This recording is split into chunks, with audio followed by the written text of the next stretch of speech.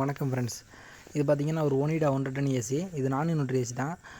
இதில் கம்ப்ளைண்ட் என்னென்னு பார்த்தீங்கன்னா, கம்ப்ரஸர் ஃபுல்லாக வந்து கீழே உள்ள எல்லாமே துருவடிச்சு கேஸ் லீக் ஆயிடுச்சு. கேஸ் லீக் கம்ப்ளைண்ட் இது மாதிரி இந்த இடத்துல உங்களுக்கு துருவடிக்குங்கிற ரீசன் வந்து நான் ஏற்கனவே ஒரு வீடியோ வந்து ஷார்ட்ஸ் வீடியோவில் அப்லோட் பண்ணியிருக்கேன். இது என்ன ரீசன்னால் துரு பிடிக்குதுன்னா, கம்ப்ரஸர் வந்து ஹீட்டு வந்து வெளியில் வந்து விடாமல் உள்ளே அப்சர்வ் பண்ணுறதுக்கு ஒரு வந்து கவர் ஒன்று கொடுப்பாங்க. அதாவது கம்ப்ரஸர் சுற்றி இதான் அந்த கம்ப்ரஸரை சுற்றி எப்போவுமே எல்லா கம்ப்ரஸரும் இப்போ வர மாடல் எல்லா கம்ப்ரஸர்லையும் இருக்கும்.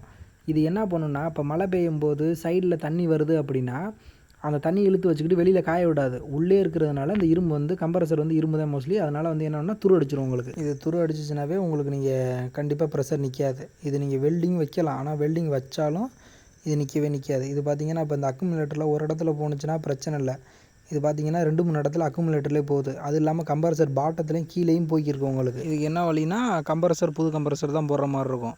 இந்த பிரச்சனைக்கு இவ்வளோ செலவு பண்ணாமல் இருக்கணும்னா, நீங்கள் வந்து என்ன பண்ணிடுங்கன்னா, அவுட்டோரை வந்து க்ளீன் பண்ணையில் கம்பல்சரி அந்த கவரை எடுத்து விட்ருங்க.